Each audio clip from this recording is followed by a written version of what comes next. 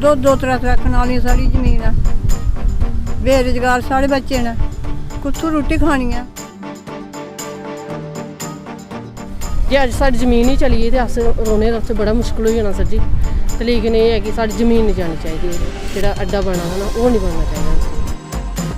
हमारी यही रिक्वेस्ट है कि जो जाट बनना है ये काफ़ी पीछे ले जाए, काफ़ी एरिया है पीछे, इसको थोड़ा सा शिफ्ट किया जाए और लोगों को इस मुश्किल से बचाया जाए। ये लोग हैंड टू माउथ हैं, इनका कोई कारोबार को इतने सरमाएदार लोग ये नहीं हैं कि आज आप इनको यहाँ से उठाकर कहीं और शिफ्ट करोगे तो वहाँ पे जाके ये अपना व्यवसाय चला लेंगे। 20-25 साल अगे बीबता हो गया करदे, ते हुण सानू 4-5 बार ते सानू मार जोड़िया, तो जां तां सानू मारी जोड़ो, हाँ जाओ गोली ते मारो सानू। सबसे बड़ी बात यह है कि अभी सर्वे चल रहे हैं, सर्वे में इसको कहीं भी शिफ्ट किया जा सकता है, कहीं और जगह बनाया जा सकता है। अगर पोर्ट ही बनाना है तो इस जगह ही क्यों, यहाँ पे सरकारी जमीन है, वहां पे जाके कोई जमीन ली जाए।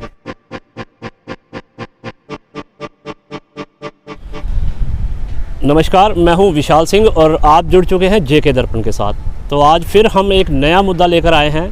ये आम नागरिकों से संबंधित मुद्दा है। जैसा कि आपको बता दें कि एक एक्सप्रेस हाईवे जो है वो जो है कटरा तक बनने जा रहा है, कि दिल्ली से लेके कटरा तक एक्सप्रेस हाईवे, और उसके लिए जो है सर्वे जो है शुरू हो चुका है और इसके लिए जो है ज़मीन अधिग्रहित की जा रही है।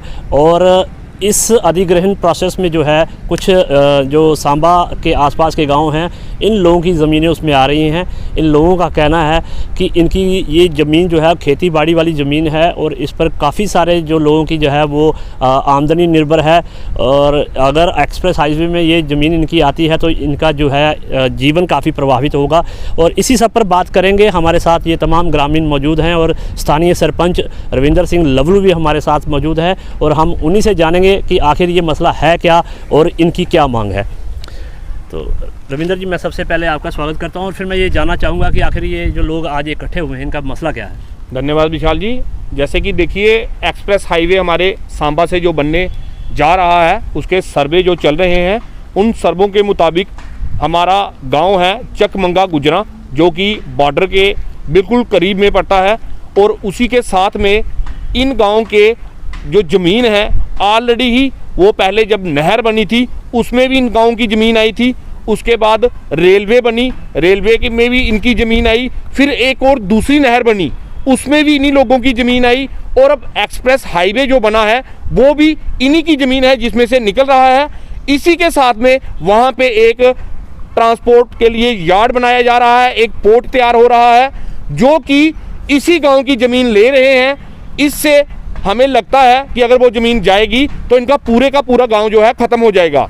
इस गांव में लगभग 100 के करीब घर हैं जो इस पोर्ट के बनने से जिनको नुकसान हो रहा है।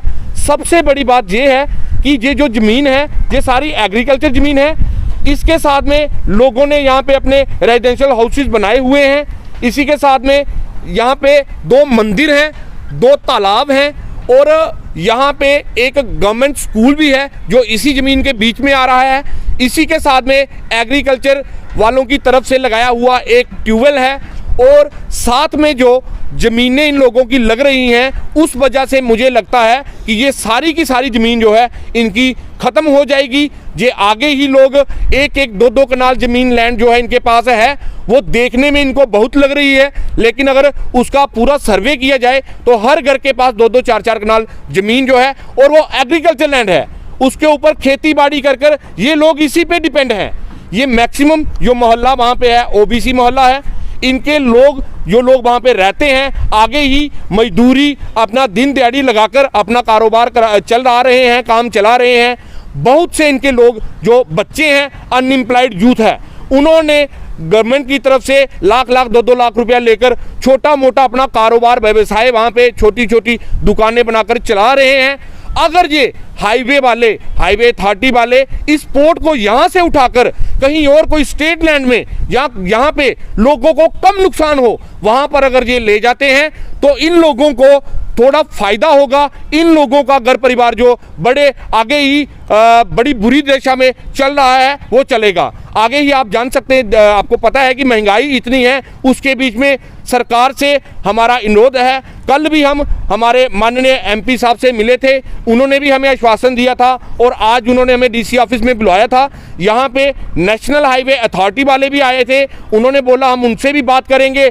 डीसी मैम भी वहाँ थी, उनसे भी बात हुई है। हम दोबारा आपके चैनल के माध्यम से उनसे ये रिक्वेस्ट करते हैं कि अभी सर्वे फाइनल नहीं हुआ है, अभी सर्वे रिकॉर्ड भी जो है नहीं किया गया है, लेकिन कुछ लोग वहाँ पे आके हमारे वहाँ पे सर्वे का नाम दिखाकर कभी कोई निशानदेही कर रहे हैं, कभी कोई बुट्टियाँ लगा रहे हैं, कभी लोगों को बोल रहे हैं कि ये सारी ज़मीन इसके बीच में आ गई है। लेकिन कभी भी किसी ने ये ध्यान नहीं दिया कि अगर आपने ये सारा कुछ करना है तो पहले रेवेन्यू डिपार्टमेंट के, चाहे वो तहसीलदार हो, नायब तहसीलदार, पटवारी हो, वहाँ के पंचायत के सरपंच, पंच हो, लंबड़दार हो, इनको बुला के एक छोटी सी डिस्कशन इनके साथ, और नेशनल हाईवे अथॉरिटी वालों को भी पता चले कि इसका नुकसान जो है कितना देखने को मिल रहा है, जहाँ हो सकता है उसके बाद जो है ये सारी कार्रवाई की जाए। तो फिर लोगों की जो यहाँ पे हालात हो रहे हैं, लोगों को जो परेशानियां बन रही हैं, उसका सारा जो है आपको देखने को मिलेगा। तो मैं आपके चैनल के माध्यम से यही कहूँगा कि इन लोगों का जो सर्वे कर रहे हैं, उस सर्वे को कहीं और जगह देख के यहाँ पे लोगों का नुकसान होए वहाँ पे शिफ्ट किया जाए। हम तो यही बोल सकते हैं कि बहुत ज़्यादा नुकसान हो सकता है हमारा। पहले भी तो ये एरिया एक ऐसा है, सांबे के नीचे से शुरू होता है, पूरा एरिया ही ऊपर फैक्ट्री वाला है। उसके आगे फैक्ट्री जब ख़त्म होती है तो आगे नहर चल जाती है, नहर भी इसी गांव की ज़मीनें गई हैं, फैक्ट्री भी इन्हीं गांव की ज़मीनें गई हैं, आगे रेलवे लाइन गई है वो भी इन्हीं गांव की गई है, आगे फिर जो अभी रोड आ रहा है नेशनल हाईवे वो भी इसी गांव से होकर जा रहा है। बाकी जो अभी उसके लिए हमें कोई दिक्कत नहीं है, रोड जा रहा है जाए, हमें कोई ऐसी नहीं बोलते। लेकिन उसके लिए जो जाड़ बना रहे हैं ये हमारे लिए ठीक नहीं है, क्योंकि जाड़ में जो है बहुत ज़्यादा ज़मीन वहाँ पे आ रही है। और कुछ लोगों ने, जो आपकी सरकार ने भी बोला था कि जो बेरोजगार लोग हैं, वो बच्चे पढ़े लिखे लोग हैं, वो लोन लेकर अपना कारोबार चला सकते हैं। इसी तरह से उन बच्चों ने जो है काफ़ी लोन लेकर अपनी दुकानें रोड के साइडों में डाली हुई हैं, वो सभी दुकानें जो हैं उसी रोड में आ रही हैं। तो ये बहुत बुरी तरह से उन बच्चों का भी नुकसान हो रहा है, उनका भविष्य भी ख़त्म हो रहा है। अभी जिस दिन का ये लोगों ने सुना हुआ है, लोगों ने, गवर्नमेंट, इन्होंने आकर नेशनल हाईवे वालों ने वहाँ पे बुत्तियाँ लगाई हैं, लोगों को तो रात में नींद ही नहीं पड़ रही है। अभी हम जहाँ पे कॉन्फ्रेंस हो रही है, एक लेडी हमारी इसी चीज़ को सुनते हुए वो चक्कर खा के गिर गई, अभी उसको साइड ले जा करके पानी पिलाया है। तो इस तरह से हमारी गवर्नमेंट से यही रिक्वेस्ट है, यही हाथ बनकर विनती हम करते हैं कि और कोई खाली जगह देखी जाए जहाँ पे लोगों का नुकसान ना हो। अभी डिपार्टमेंट वाले बोल रहे थे कि नहीं जहाँ पे 3-4 घर हैं, लेकिन मौके के ऊपर हम भी बोल रहे थे कि हमारे साथ सभी डिपार्टमेंट चले, हम बताते कि कितने घर हैं वहाँ पे, और ऐसे आकर उन्होंने बोल दिया कि 3-4 घर हैं।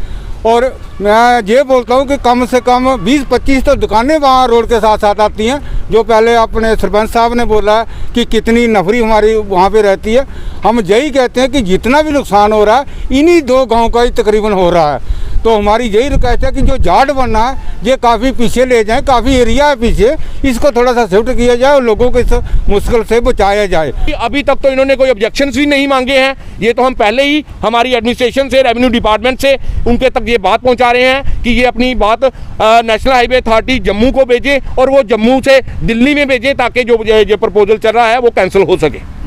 साढ़े घरा दे कोलने कन्ने अड्डा आवा दा, 2-3 कनाली साड़ी जमीन है, बेरोजगार साढ़े बच्चे ने, कुत्थों रोटी खानी है।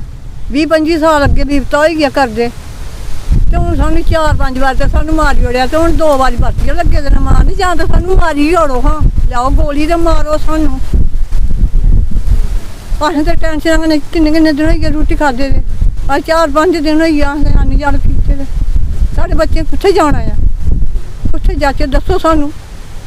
ये जेड़ा अड्डा है ये सानूं नहीं मंजूर, जेह्ड़ी तुसें रोड कड्ढिया ओह्दे बारे च अस चुप रेह्, ते जेह्ड़ा साढ़े घरें दे लाग्गे अड्डा बने दा सानूं नहीं मंजूर, साढ़े कोल हैनी बनदियां झुग्गियां ते नेईं अस बनाने जोगे है।